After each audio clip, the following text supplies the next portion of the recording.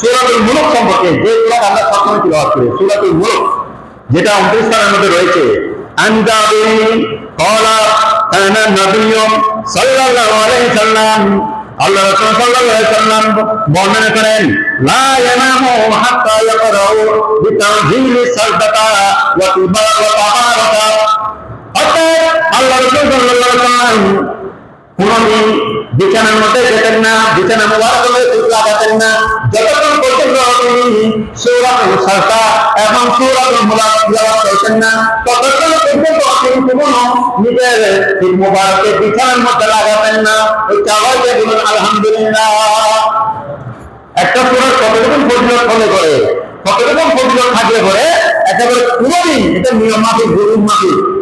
সূরাতুল মুলক এবং সূরাতুল সাজদা যেটা রয়েছে, এই দুটো সূরা তিলাওয়াত করা ছাড়া কি আল্লাহ রাসূল সাল্লাল্লাহু আলাইহি ওয়াসাল্লাম কখনো বিছানার মধ্যে যেতেন না, ঢুক যেতেন না। তাহলে এই দুটো সূরার অত্যন্ত ফজিলত রয়েছে। অন্য হাদিসের মধ্যে আল্লাহ রাসূল বলেন, আন আবি হুরায়রা রাদিয়াল্লাহু তাআলা আনহু, জলিলুল সাহাবী হযরত আবু হুরায়রা রাদিয়াল্লাহু তাআলা আনহু বর্ণনা করেন, আন্না রাসূলুল্লাহ সাল্লাল্লাহু আলাইহি ওয়াসাল্লাম ক্বালা মিনাল কুরআনি সূরাতুন সালাতুনা আয়াত। আল্লাহ রাসূল সাল্লাল্লাহু আলাইহি ওয়াসাল্লাম বলেন, কোরআনের মধ্যে 30 আয়াত বিশিষ্ট একটা সূরা রয়েছে। কয় আয়াত বিশিষ্ট? 30 আয়াত বিশিষ্ট একটা সূরা রয়েছে। আয়াতুন সাবান লিরাজুলিন হাত্তা যিকরা লাহু ওয়া হিয়া তাবারাকাল্লাযী বিয়াদিহিল মুলক। যে ব্যক্তি এই সূরাটা তিলাওয়াত করবে, আল্লাহ রাসূল বলেন কিয়ামতের ময়দানে আমি রাসূল সাল্লাল্লাহু আলাইহি ওয়াসাল্লাম তার জন্য সুপারিশ করব, আমি রাসূলের সুপারিশ তার জন্য ওয়াজিব হয়ে যাবে। যে ব্যক্তি নিয়মিত সূরাতুল তাবারাকাল্লাযী সূরাতুল মুলক তিলাওয়াত করে, চাওয়াজি বলুন আলহামদুলিল্লাহ।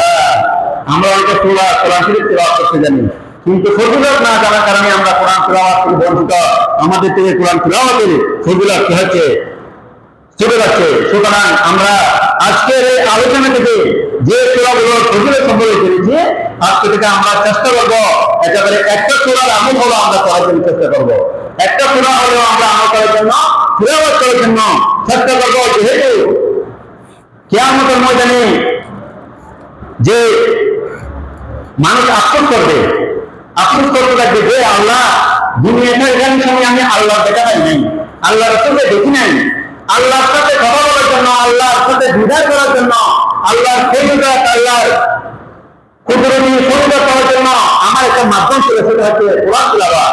কেউ যদি অবিশ্বাস করে যে কোরআন এটা আল্লাহর পক্ষ থেকে নয়, তাহলে সেই সাথে একটা ঈমান হারা হয়ে যাবে। তাহলে দুনিয়ার সাথে কানেক্টেড, আল্লাহর সাথে কানেক্ট করার জন্য, আল্লাহর ফজিলত পাওয়ার জন্য, আল্লাহর রহমত পাওয়ার জন্য একটা উসিলা, সেটা হচ্ছে কোরআন।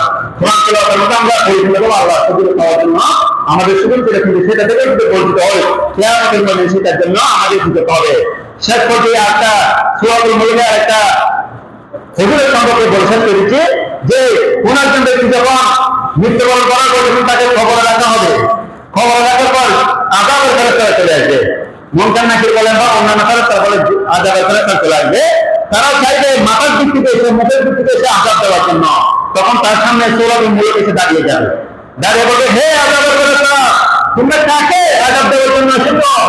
আল্লাহ এই বান্দা প্রতিদিন এই মুখ দিয়ে সূরাতুল মুলক তিলাওয়াত করতো, সুতরাং তোমরা তাকে আযাব দিতে পারবে না।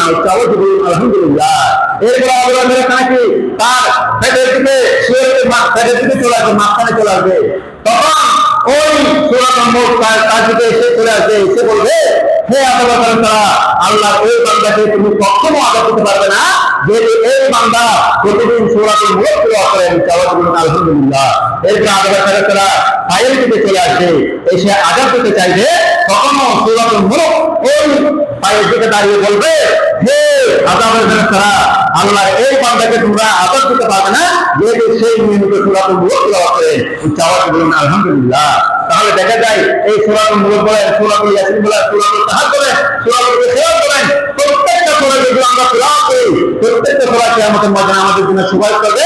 খবরের মধ্যে করবেন, দুনিয়ার মধ্যে করবেন, খবরের মধ্যে করবেন, আখিরাতের মধ্যে করবেন, এমনকি জান্নাতের মধ্যে বলতে দিয়ে আমাদের ফজিলত আল্লাহ কাছে বাড়িয়ে দিলেন। চাওয়াতে বলুন আলহামদুলিল্লাহ। সুতরাং যারা কোরআন তেলাওয়াত করতে জানেন, এই ফজিলত থেকে আপনারা মাহাল হবেন না। খবরের মধ্যে আফসোস করতে হবে, আল্লাহ আমি তো কোরআন তেলাওয়াত করতে জানতাম, কেন আমি তেলাওয়াত করিনি? এবার আফসোস করার আগে আগে আমল করে নিজের আমলের জুরি বাড়ি